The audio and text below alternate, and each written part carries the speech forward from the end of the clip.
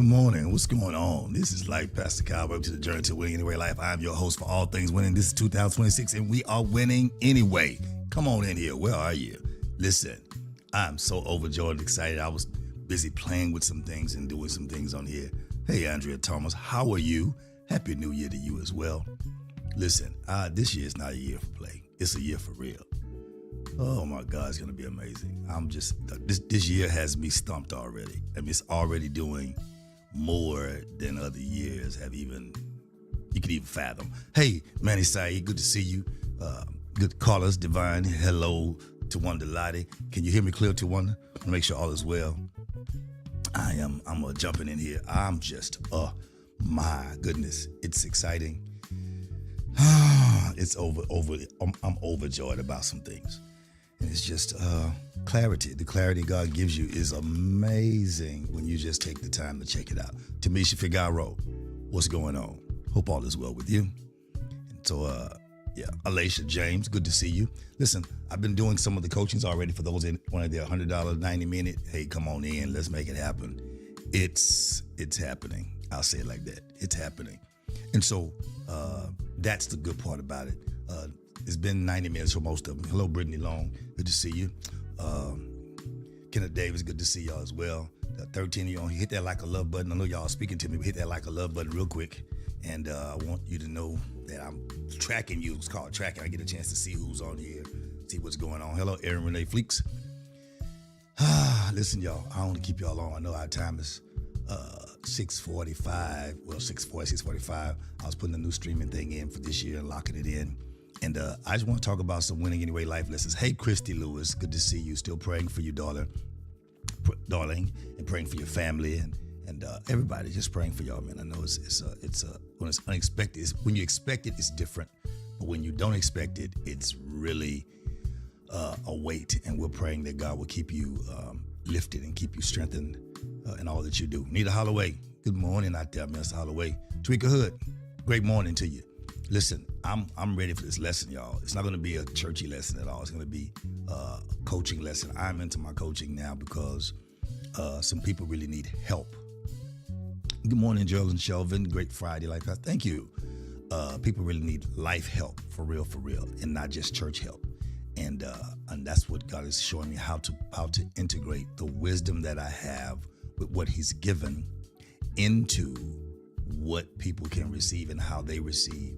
So even though it's going to be God, it don't have to be wrapped in Bibles and long sheets and communion and those things. Hey, Crystal Burton, Joanne, good to see you.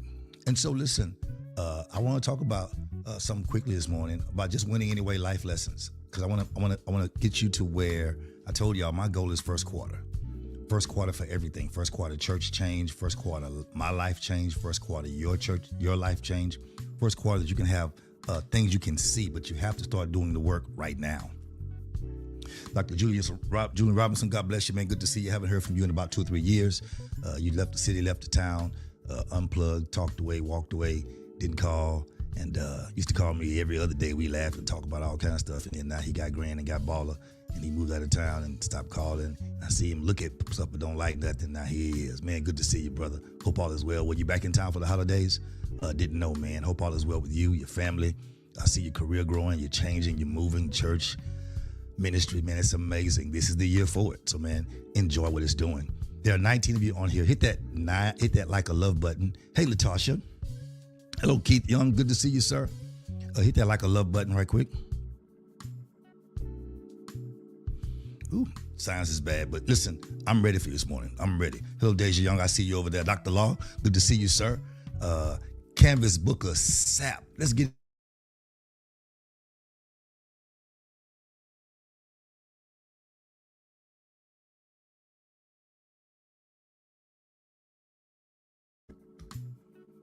that thing jumped out. Did y'all see that? Jumped out, jumped back in. That's why I like StreamYard, because it holds you and brings you back. And I don't know what's going on with the internet, but we're going to be making sure it's right this year. Hello, Valencia Miller. Hello, Geraldine Sanders. Mr. Timothy Town said, I was just talking to my wife about you, man. I hope you're well. And are you taking walks outside yet, or are you just kind of staying in the house away from everything and everybody right now? Let me know if you're taking walks outside. You can text me if you want to.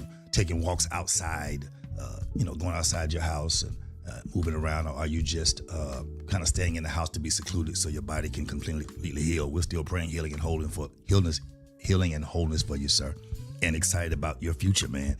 And I got that prophecy from 8 years ago. That messed me up. I was like, whoa, where'd that come from? It was a blessing, though. It was a blessing, man. So listen, praying for you. Hey, he said, just staying in the house right now. Got you, man. I understand. That's a good thing. Hey, I'm Georgene. Listen, let's listen. I want to give you some Winning Anyway life lessons this morning real quickly, y'all. And I'm going to just punch out on the winning side. Let's go with it, okay? A lot of times we focus on trying to win to show people we're winning. When in reality, if you just show yourself that you're winning, then everything can be well. So this, for those of you who listen and like to take notes and notes and notes and notes and bullets, it's going to be a lot of that. So it won't be a lot of preaching, teaching, whatever. It's going to be just notes. So here it is. I'm coming with some of my old notes, but in a new way, because I want you to understand when I talk about the Winning Anyway life, winning is a lifestyle. It's not a moment. It's not something you do in a race. Not something, hey, Lady Joe's good to see you. Not something you do in a race. What's up, Dexter? Not something you do in a position of where you are. It's really a lifestyle and not a moment. And if you see it as a moment, then you're going to have problems when you're not winning. Then you'll talk down to yourself and the enemy will get you. Winning anyway does not mean that you don't, how do I say it? Winning anyway does not mean that every moment is going to be perfect. Hear me very well, people who are perfectionists. Winning anyway does not mean that every moment is going to be perfect. Does not mean you have to wait for every condition to be perfect. Does not mean you have to wait for the applause of other people. What it does mean is that you have to commit to growth. You have to commit to growth. You have to also commit to ownership. There are just some things that you have to own. Keep me in prayer, battling the flu. Got you. Happy to be on today. Praying for you today. Come on, you can make it. You're going to be okay. Hey, Crystal Burton. So you have to commit to growth. And then you have to commit to ownership. You have to own things you do. Watch this. The good, the bad, and the ugly. I did not say admit. I say commit. Because some people want you to admit so they can feel better about who they are. It's not about that. It's about you committing to the ownership. Hey, Makisha, right? Good to see you, Minister. And so you commit to ownership. Okay, yeah, I missed this. I messed up on this in my growth. I commit to owning who I am and what I did and how I did it. But then you also have to commit to consistency. When you're a winner, you have to commit to consistency. Yeah, no matter what season you're in, you have to commit to growth in that season, commit to ownership, and you have to commit to being consistent no matter what season it is. You have to commit. Got it? So here it is. Let me give you some life points. We're going to move real quickly. I want to keep you this morning. Life point number one is, and these are all coaching. It's not real preaching stuff. It's coaching stuff. So here's the life point. Since we're doing, y'all say Winning Anyway life, here's the life point. You have to commit in this season to self-improvement. Hey, Maria, I see you.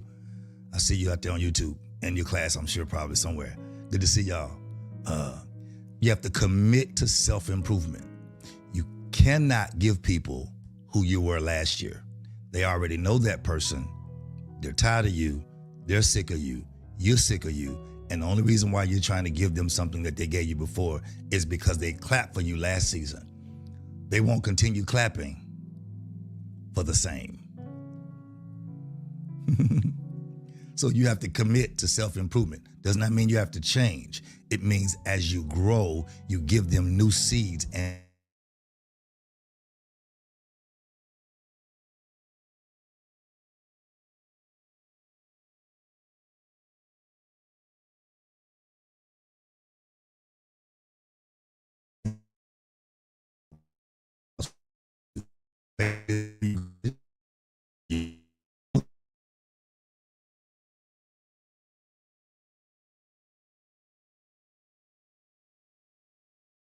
still on, or if it's glitching as well. Let me know. Let me know if YouTube is glitching as well. I know Facebook keeps twitching and twitching and twitching. But let me know if YouTube is glitching. If it's staying stable, I'd rather y'all switch over to YouTube. Not a problem for me. So here it is. I'm gonna keep going so the YouTube stays clear. You have to commit to self-improvement. And where you commit, she says it's in and out too. Okay, it's glitching too. Okay, so it's not. It may be StreamYard connected to Facebook and YouTube then, but we'll be okay. We'll be all right. So here it is. When you commit to self-improvement, winning starts with a decision to grow. Got it? Thank y'all. Let me know. Thank y'all. Good morning, Tisa Collier. Winning starts with a decision to grow. Hello, Mr. Mars. Good to see you, man. Winning starts with a decision to grow. Because winning anyway, that means you're going to come against things in your life, but you're going to keep winning anyway. Winning anyway requires setting your own goals and not competing with others. You can only win when you set your own goals. You can't win in somebody else's lane. You can't win in somebody else's race. You only win when you set your own goals and you're not competing with others. When you commit to self-improvement, you stop holding. Here's what I said earlier. You have to make sure. Remember earlier I made the comment, it sounds funny when I said commit to growth, commit to ownership, and commit to being consistent. Here it is. Here's why you have to commit to ownership.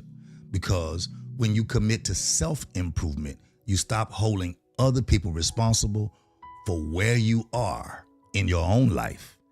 And you stop holding them responsible for where you are not. Yeah, wherever you are in your life is because of what you've done with yourself. It's not about what they did, what they said, what they were going to do. Thank you, Geraldine. What they said and what they did and what they do. It's not about that. It's about your self-improvement. Okay? Because growth is not by accident. It's intentional. Yeah. Growth is not by accident. It's intentional. Hey, Denai. Hey, Eric Trotman, good to see y'all. Growth is not by accident. It has to be intentional. And so when you understand that you're committing to your own self-improvement for your life and growth is not by accident, it's intentional, then here's the question you have to ask yourself. And here's the question that grabs everything I just said to move on to point number 2. Here's the question.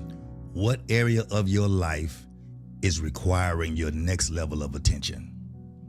Good morning, Mr. Danielle Taylor. What area of your life is requiring your next level of attention? Because something in your life is requiring you. So you can't blame everybody else. Self-improvement is about you improving yourself.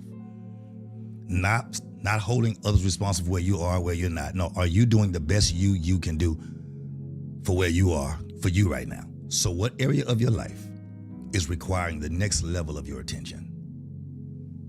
Is it your discipline requiring your next level of attention? Or is it your learning?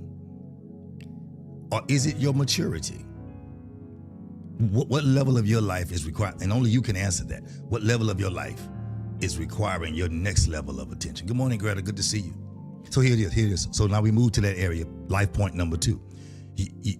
You have to have, when you're going to have a life of winning, you have to take ownership and responsibility.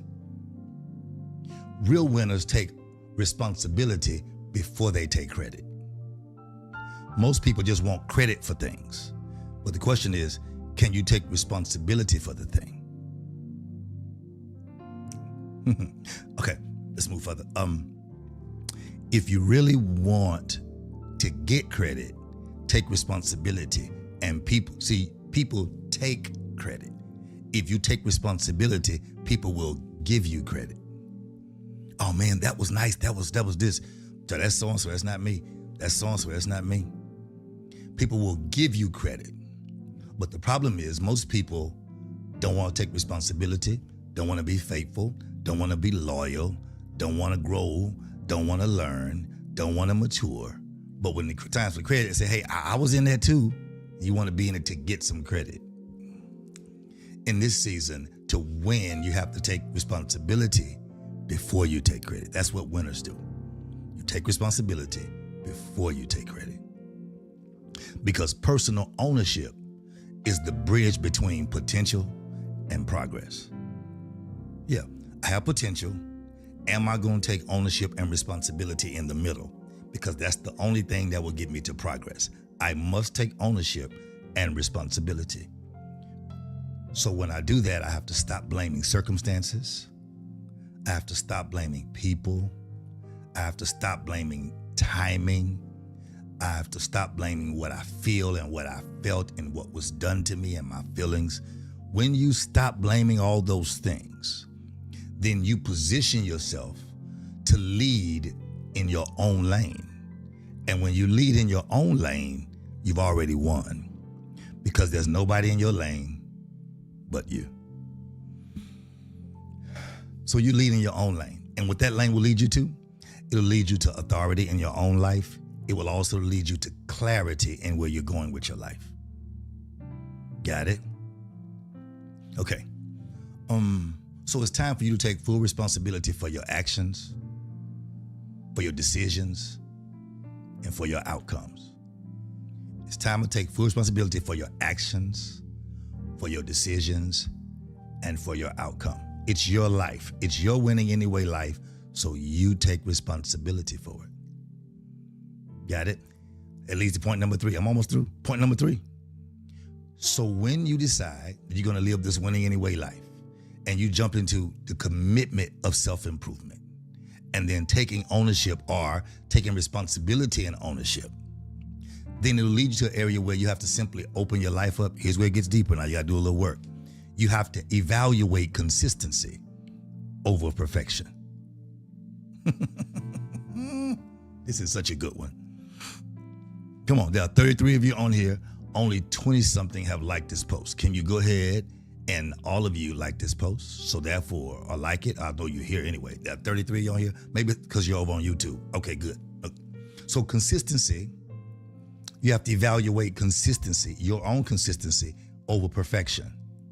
Let me help some of y'all who think you are perfectionist. I'm gonna cancel that thing this year. When you think you are a perfectionist, you're probably part of the other P. Anybody know what it is? Help me out. I'll wait a minute. I'll wait just a second. Help me out. Let me know. Because when you evaluate consistency over perfection, sometimes people think they're a real perfectionist. What's that other word? That you're really not. You think you're a perfectionist, and you make people think you're a perfectionist, and that's the word you've taken on because it's the word that comforts you in where you are, but really you're not really a full perfectionist. Oh, there it is. Somebody knows what it is. It's really an opportunity for you to hide behind procrastination.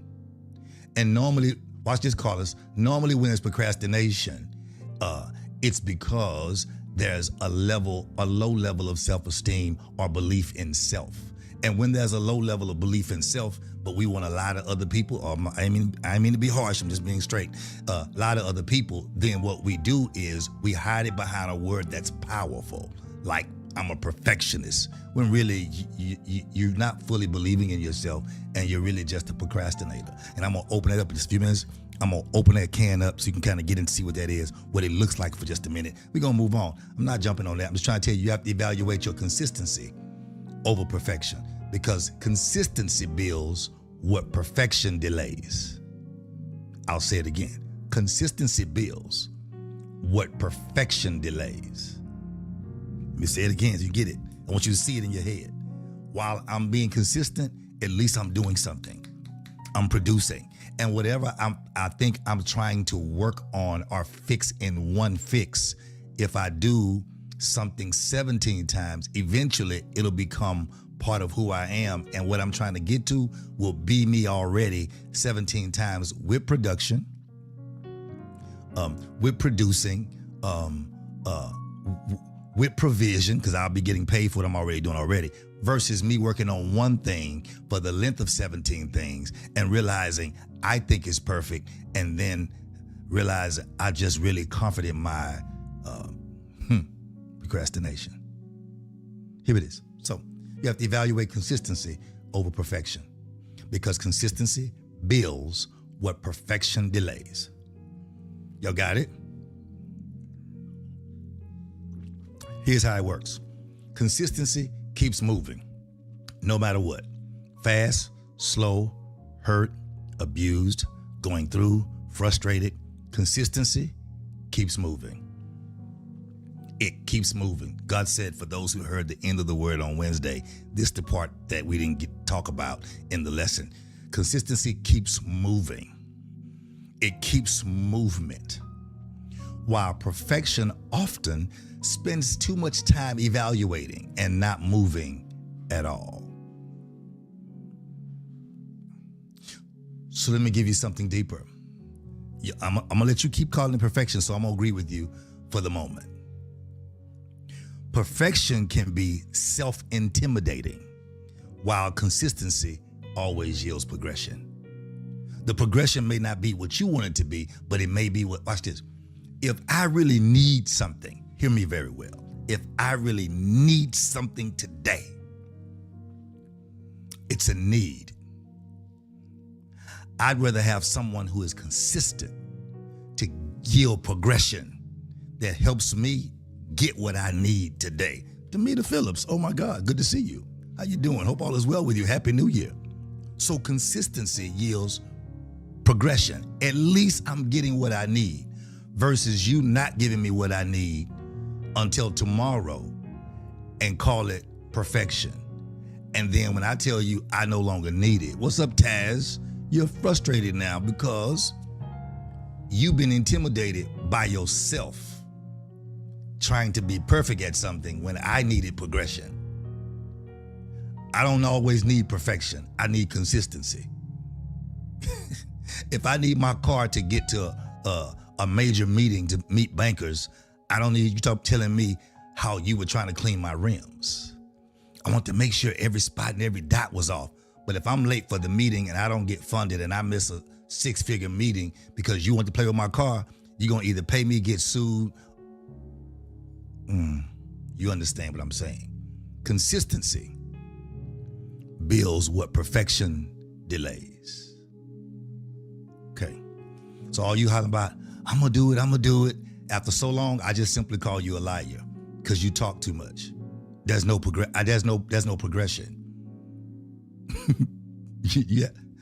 Perfection or progression. You can have both if you keep practice makes perfect. So if you keep practicing what you're progressing in consistently, eventually it'll be perfection. It'll be perfection. Perfection will be your standard and not your goal. It'll be your standard and not your goal. See, when you have a goal, you keep trying to build to it and you keep it's called, perfection can be self-intimidating, which means you're intimidating yourself. Nobody's telling you it's not good. Your low self-esteem is telling you it's not good. Your lack of consistency is telling you it's not good. Your negative standpoints are telling you it's not good. Everyone who rejected you is telling you it's not good. Roslyn, can you have both? No, you cannot have both. You can only have both once you've mastered both. What I mean by no, you cannot have both is because can you be perfect and consistent? Not always. That takes time. After you've done something for 20 years or 10 years and consistently, then you'll have it. You can't just decide, I'm gonna be consistent and perfect. You'll never be perfect because if you're working for someone, whoever you work for may not like what you do. And that's part of life. That's part of winning, understanding. It may be perfect for you, but as long as it's consistent for somebody else. Hey, Dorothy Fields, I was so sad yesterday. I'm praying for y'all family. I was sad because that was my dad's best friend. They played guitars together. They switched guitars and stuff like that. And so I'm definitely praying for you and the family, but I know it's our family, but you and the family. I'm really praying for the family. Amen. Love y'all. Keep us informed of dates and times. Hopefully we'll be available in town, all that kind of stuff. Here we go. So.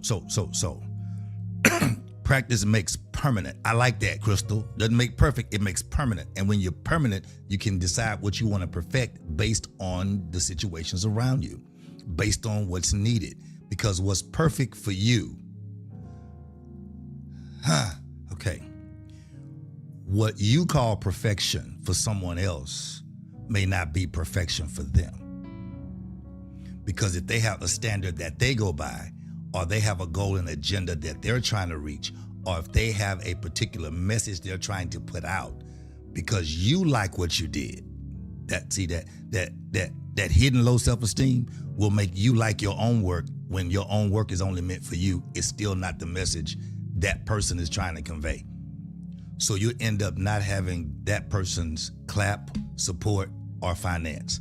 Because until you're able to hone in on what somebody else needs, hone in on what they're needing, hone in on what their vision is and what their goal is, and giving them from you what you're gifted at, using it to give them what their gift is, and building on something, then what you may give them may not be perfect. And if it's not perfect, then, and they may not lie to you and tell you, oh, this is wonderful. They may tell you, I don't like that. That's not this. And if you get mad about that, you should leave that business. If you get mad about them not agreeing with you when they are the client, you should leave that business, whatever it is. Why would you say that? Because it's their vision and their money.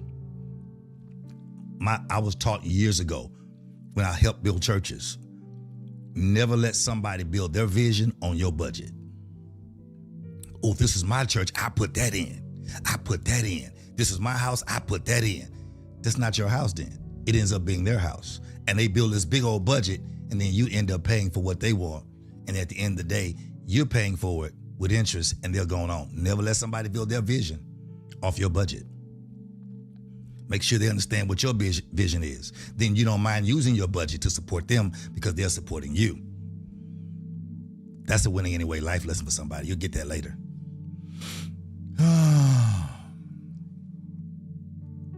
Okay.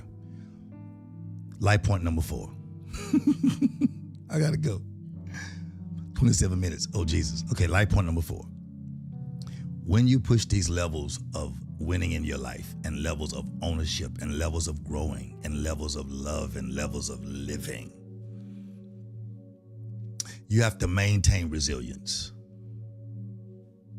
Now, I'm gonna say something in a minute because resilience means different things for different people.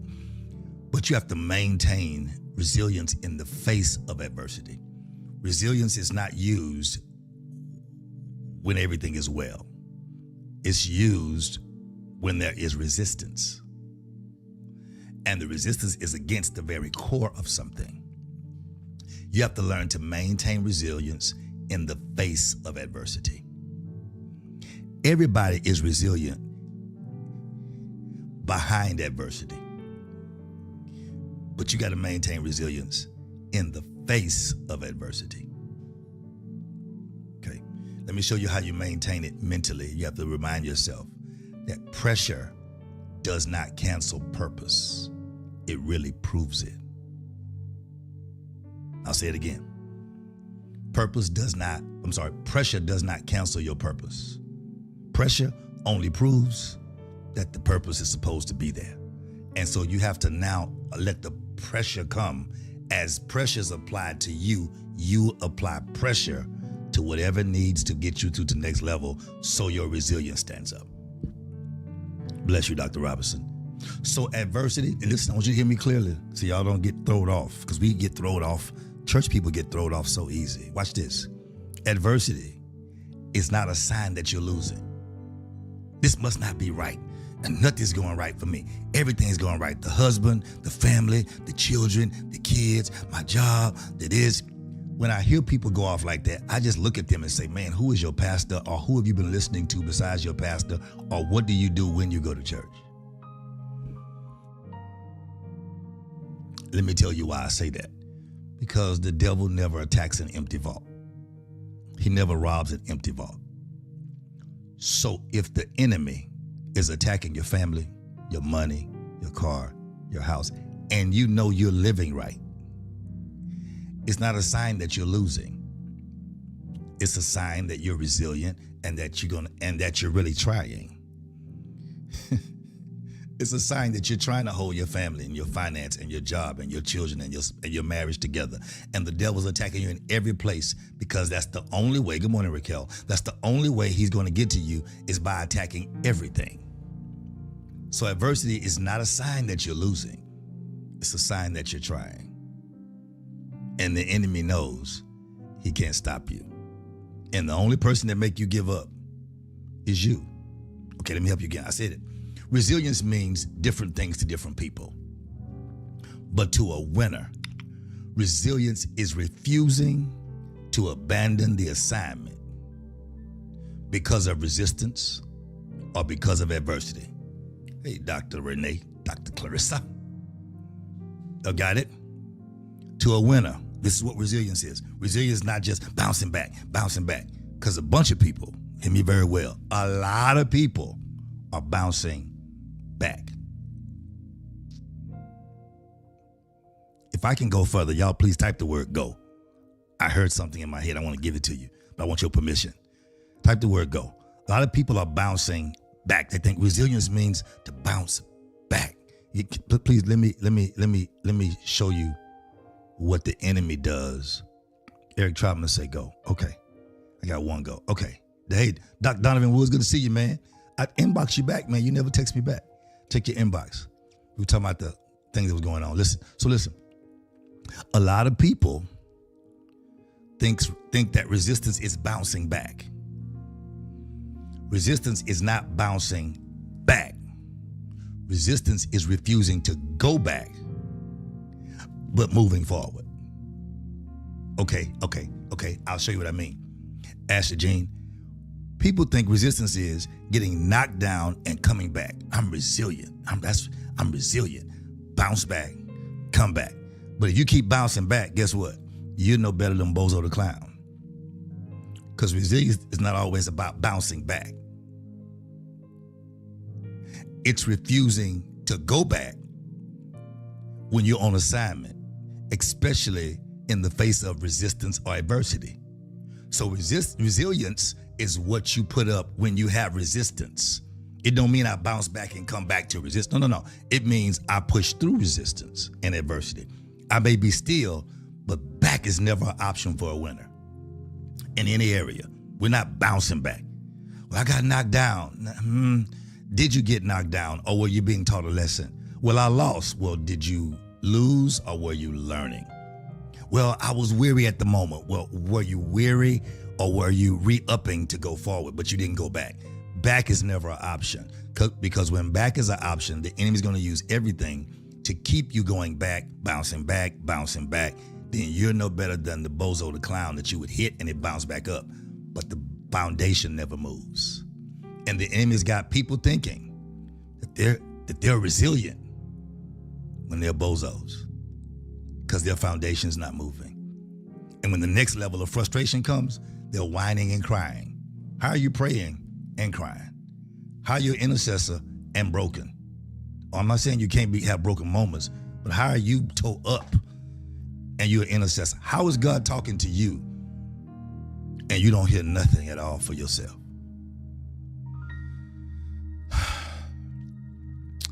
Even when I go, watch this, Dr. Robinson, even when I go to a place that I've been before, it has to have enough in it to support my forward movement, because I'm never going back. Back is never an option. Never going back. Wherever I go, had to have either caught up with me, went a different route and is ahead of me, or understood something different about itself or themselves, that me going, I'm running into them as I'm on my journey of winning. I'm not going back. I told you I'm not going back. I'm not coming down. I'm doing a good work. Nehemiah, y'all read it, chapter 6. Read the whole book of Nehemiah. I'm doing a good work, and I'm doing a good work, so I can't come down. I'm not going back. It's not it. I can't do it. Number 5. I gotta go. Number five. Life point. Number 5. Now, before you try and get revelation about what I just said, please ask me if I'm talking about something you're referring to. People love to hear a prophet talk and take what the prophet says in clear revelation and give it their own revelation to make it mean. Okay, I'll give you an example. I preached a sermon about, okay, for example, I'll give you an example. True example, but example. I preached a sermon about it's time to let go. It's time to let it go. Let it go. Then I get a phone call, Pastor, you preached this sermon and you was talking to me and it's just time for me to leave. If a parent tells a child, and I'm not saying all members are children, but if a parent tells a child it's time to let a person go, they're referring to the person they see that you don't have the power to let go before your life is ruined. And then the child ends up leaving the person. You know what? When you said that, you're right. I'm letting go of you. So then the child leaves. And now the child's life is damaged. Now you got to spend time going to see them in jail because they tried to use your revelation against you. That's when you know there's witchy stuff going on. Okay, that's church and children. Okay, I'm sorry. That was switch. I switched from the children to the people in church. You say it's time to let go. So you know what? I have to let go. And so I'm letting go. I gotta go find myself. We didn't lose you. You lost yourself. So, okay, number 5. Life point number 5. Winning Anyway life lessons. Number 5, and I'm done. And this is going to help somebody if you really get this ready. Understand the power and potential of your full commitment.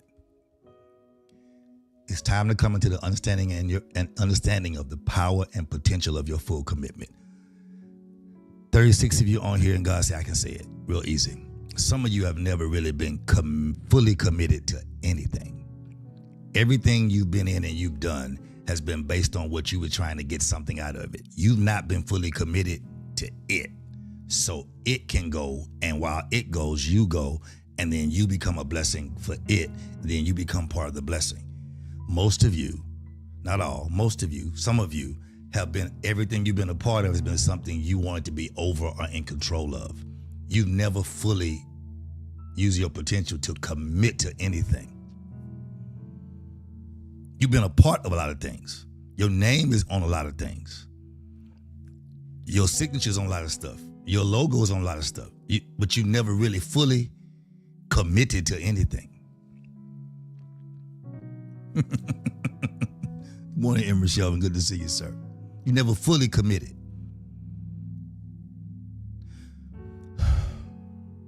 Let me show you why I say that. Because when you're fully committed, people don't just hear what you say, they watch what you do. Watch this. Make sure you don't make people change what they do for you because of what you say.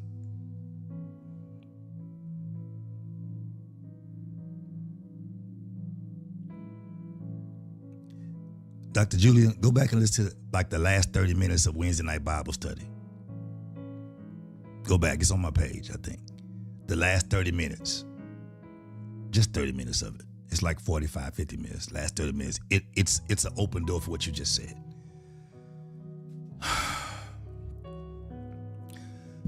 People don't just hear what you say, they watch what you do. Make sure that people don't change what they do because of what you say. Explain that, Pastor. Easy. Make sure that people who care about you, people who cut for you, people who push you, people who love you, people who adore you, people who support you, people who tolerate you, people who put up with you, people who connect with you, people who are committed to you, don't stop doing those things because you say what you're going to do, but you do the opposite. You don't take ownership of what you do. You don't take responsibility of what you do. It's always about what somebody else did. It's always, then I need to put you back in the sandbox with them because I need adults in where I'm getting ready to go. And people have to take responsibility. Oh, I missed that. I missed that. And it doesn't have to be a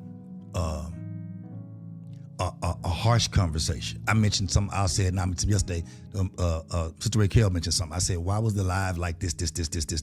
She said, oh, we've got to tell you that one of the cameras did something, so it was our only option. I said, well, it should have been this. And we were like, oh, yeah. We figured out there's an alternate path that we have to take. But we can't give the lesser path because it's more convenient. We have to now tap into our full power and potential. And it wasn't a harsh conversation. It was just understanding. But when people hear what you say and you do the opposite, or see what you do, hear the opposite, make sure people don't stop doing what they do for you because of what you say. In other words, make sure that your mouth, your mind, and your motives line up. Because if they don't, the devil's going to have you trip up and say one thing, but do something else. And then people will stop trusting you. And once people stop trusting you, it's hard to regain trust that has been broken unless you're able to be consistent in everything. Okay, I got to go. Here's how you do it. You have to understand the power of your full commitment. There are people following you that will never tell you that they're following you. But they're watching what you say. And then they're seeing what you do and they go, be careful that people are not leaving the body of Christ because they hear what you say, but they watch what you do and they realize that's not how I want to be. So they can't find an example of Christ based on what you call winning. What you call winning is warped to them.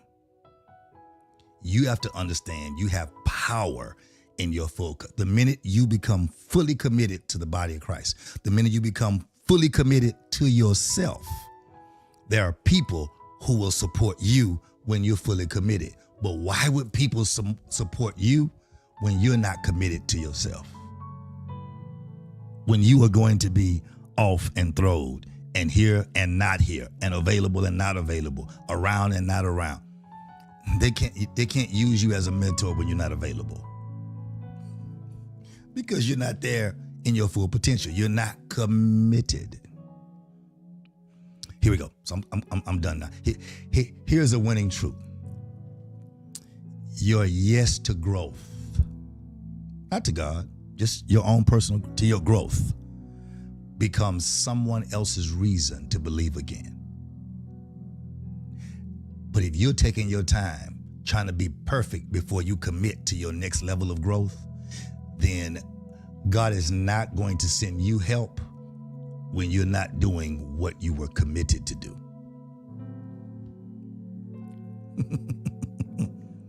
Your yes to growth becomes someone else's reason to believe again.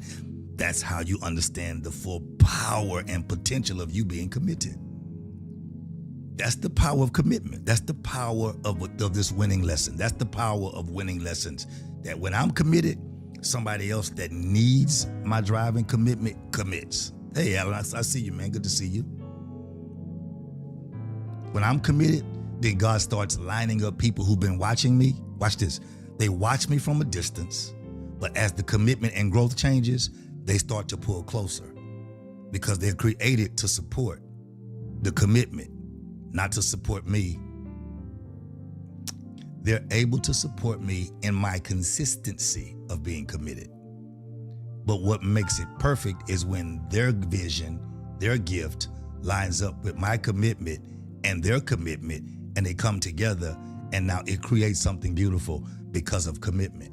But if you're never moving forward and never opening up, why would God send you help to do nothing? Now is the time to decide. I must commit to my growth. So here are your winning anyway life choices.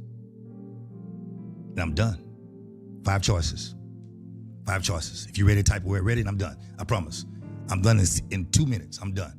Type the word ready and I'm done. I promise you.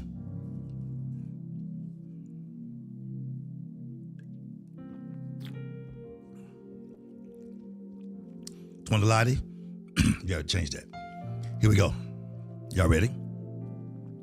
Here are your winning anyway life choices for 2026 and beyond. You have to choose, here it is, growth over comfort. Growth over comfort. The gym is not comfortable, but it does produce growth. Growth over comfort. Number 2, I'm going quick. You must choose ownership over excuses. Ownership over excuses. Number 3, you must choose consistency over perfection. I don't need your perfection. I need you to be consistent. eventually you will consistently be perfect. Here it is. Number 4, bless you, Dr. Law. You must choose resilience over retreating. Back isn't an option. Resilience over retreating. Going back through them, giving you the last one, and I'm out. Growth over comfort. Ownership over excuses. Consistency over perfection. Resilience over retreating. Last one. Commitment over convenience. Commitment over convenience. It's been amazing, y'all. First Friday back. We in here, and I promise you, by the end of this month, we're gonna have all kind of things happening. Hey, listen, all church members, all Grave Church members will be in prayer on Saturday, corporate prayer. Don't come to the meeting, not come to prayer. If you can make it to both, come to prayer at 10 o'clock, and then the meeting is immediately after prayer, 10:40, 10:50, 11 o'clock. The church meeting, the kingdom meeting is gonna be immediately after that. So listen. For those who said, hey, I remember we did the 60, 75 minute for $100. Those who want that, let me know. I've already done about 5 of them. All the rest of you, whenever you're ready for your scheduling, let me know. You can either Cash App me and then schedule, or you can schedule in Cash App. How you want to do it? Let's get it done. I want to get you done for the end of the month so you'll know where you're going by the end of the quarter. The end of the quarter is major. We want to make sure you're already there. I want you to be there by the end of February. So the end of the quarter, you're thriving and not trying to get somewhere. We don't scratch, we win, we win, we win. And listen, you know how I say it. What happens in your life, I'm gonna slow down, I'm getting excited already. No matter what happens in your life, know this. If you just continue to grow, if you're committed to grow, committed to ownership, and be consistent, you'll wake up and you'll find that you already won. This is Life Pastor Kyle letting you know you can win. It's in you. You're made to win. You're not made to lose. You're made to win. And I believe in you. And this is the year you will come forth. You'll do well, and you will progress in everything that you do if you do it. In Jesus' name. God bless. Talk to you soon. Peace.